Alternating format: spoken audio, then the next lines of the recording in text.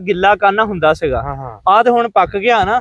ਇਹਦਾ ਗਿੱਲਾ ਕਾਨਾ ਹੁੰਦਾ ਸੀ, ਉਹਦੇ ਘੋੜੇ ਬਣਾਉਂਦੇ ਹੁੰਦੇ ਸੀ, ਨਰਮ ਜਿਹਾ ਹੁੰਦਾ ਸੀ, ਕਾਨਾ ਮੁੜ ਜਾਂਦਾ ਉਹ ਸੀ। ਚੀਰ ਕੇ ਤੇ ਉਹਨੂੰ ਹਾਂ ਚੀਰ ਕੇ ਉਹ ਇਹ ਬਣਾਉਂਦੇ ਪੁੱਤ ਜਿਹੜਾ ਉੱਪਰਲਾ ਬੁੰਗਲੂ ਆ ਨਾ, ਜੀ ਇਹ ਅਮੀ ਜੀ। ਸਾਰਾ ਹੀ ਕੱਟਦੇ ਨਾ, ਇੰਨੀ ਕੁ ਪੂਛ ਜੇ ਅਮੀ ਜੀ ਇਹਨੂੰ ਦੇਖੋ ਨਾ, ਫੜ ਕੇ ਸਖਤ ਹੋ ਗਿਆ। ਆ ਦੇਖਿਓ ਨਾ, ਇਹ ਕਿੱਥੋਂ ਮੁੜਨਾ। ਆਹ ਇੱਧਰ ਮੇਰੇ ਵੱਲ ਦੇਖੋ, ਆਹ ਦੇਖੋ ਅਮੀ ਜੀ ਨੂੰ ਇਹ ਗਾਇਸ ਪੱਕ ਗਿਆ ਦੇਖਦਾ ਨਾ। ਨਹੀਂ ਹੈਗਾ। ਅਸਲ ਦੇ ਵਿੱਚ ਅਸੀਂ ਇਸੇ ਵਾਸਤੇ ਨਾ ਫਰਾਂਤਰਾਂ ਲਿਆਏ ਹੋਏ ਹਾਂ। ਇਹ ਆਹ ਜਿਹੜਾ ਹੈ ਨਾ, ਜੀ ਅਮੀ ਜੀ। ਇੱਕ ਪੂਛ ਰਹਿੰਦੇ ਨੇ, ਇਹ ਮਤਲਬ ਇੰਨੀ ਜਗ੍ਹਾ ਰਹਿੰਦੇ ਨੇ। ਅਮੀ ਜੀ ਇਹ ਗਿੱਲਾ ਨਹੀਂ ਨਾ ਹੈਗਾ, ਹਾਂ ਤੇ ਗਿੱਲਾ ਬੇਸ਼ੱਕ ਇਹ ਨਹੀਂ ਸੁੱਕ ਹੈਗਾ। ਗਿਆ। ਗੁਲਜ਼ਾਰ ਭਾਈ ਮੁੜਦਾ ਇਹ ਇੰਨਾ ਕੁ ਰਹਿਣ ਦੇਣਾ, ਬਾਕੀ ਨਾ ਇਹਨੂੰ ਸਾਰਿਆਂ ਨੂੰ ਛਿੱਲ ਕੇ ਇਹਦੀ ਇੱਕ ਲੱਤ ਬਣ ਜਾਣੀ। ਇਹ ਟੁੱਟ ਜਾਣਾ। ਹਾਂ। ਆਪਾਂ ਨਹੀਂ ਉਹ ਐਡਾ ਸਾਰਾ ਲੰਮਾ ਹੁੰਦਾ ਹਰਾ। ਨਹੀਂ ਯਾਰ ਮੁੜਦਾ ਹਨਾ। ਮਾਂ ਜੀ ਸਹੀ ਕਹਿੰਦੇ ਯਾਰ। ਹਾਂਜੀ ਉਹ ਮੁੜਦਾ ਵੀ ਮੁੜਦਾ। ਇੱਕ ਥੱਲੇ, ਹਾਂ ਇੱਕ ਥੱਲੇ ਮੋੜ ਦੇਣਾ, ਬਾਕੀ ਜਿਹੜਾ ਏਦਾਂ ਆਲੇ ਦੁਆਲੇ ਨਾ, ਤੇ ਫਿਰ ਉਹਦੀ ਏਦਾਂ ਧੋਣ ਕਰਕੇ ਥੱਲੇ ਨੂੰ ਕਰ ਦੇਣਾ, ਉਹ ਲੰਬਾ ਅੱਛਾ ਅਮੀ ਜੀ, ਵੈਸੇ ਇੱਕ ਗੱਲ ਆ ਕਿ ਉਦੋਂ ਮਿੱਟੀ ਦੇ ਢੱਗੇ, ਹਾਂਜੀ ਮਿੱਟੀ ਦਾ ਗੱਡਾ, ਗੱਡਾ ਮਿੱਟੀ ਦੇ ਖਲੌੜ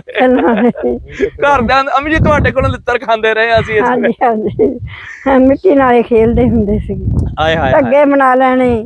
ਅੱਛਾ ਮਿੱਟੀ ਨਾਲ ਨਾ ਬੜਾ ਪਿਆਰ ਹੁੰਦਾ ਸੀਗਾ ਉਦੋਂ। ਔਰਤਾਂ ਵੀ ਮਿੱਟੀ ਦੇ ਘਰ ਬਣਾਣੇ, ਮਿੱਟੀ ਦੇ ਨਾਲ ਵਿਹੜੇ ਲਿਪਣੇ। ਹੁਣ ਤੇ ਪਲਸਤਰ ਆ ਗਏ ਅਮੀ ਜੀ। ਹਾਂਜੀ ਉਹ ਜਿਹੜੀਆਂ ਬੱਚੀਆਂ ਹੁੰਦੀਆਂ ਸੀ, ਉਹਨਾਂ ਨੇ ਨਾ ਧੁੱਦੜ ਜਿਹੜੀ ਹੁੰਦੀ ਸੀ, ਜੀ ਅਮੀ ਉਹਦੇ ਨਾਲ ਏਦਾਂ ਬੱਟਾਂ ਬਣਾਉਂਦੀਆਂ ਨੇ। ਆ ਸਾਡੀ ਬਰਾਂਡਾ ਹੋ ਗਿਆ, ਆ ਸਾਡੀ ਡੇੜੀ ਹੋ ਗਈ, ਜੀ ਜੀ। ਤੇ ਏਦਾਂ ਉਹਨਾਂ ਨੇ ਨਾ ਘਰ ਬਣਾਉਣਾ।